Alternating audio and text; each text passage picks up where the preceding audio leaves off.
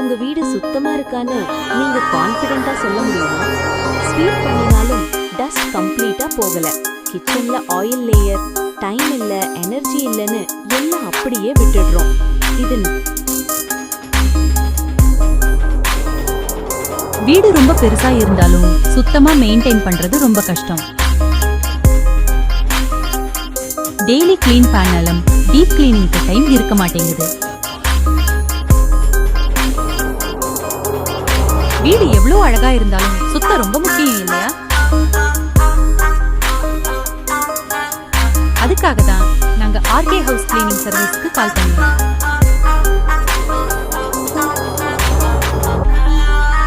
நல்ல வீடு இருந்தாலும் அதை எப்பவும் மெயின்டைன் பண்றது ரொம்ப இம்பார்ட்டன்ட்.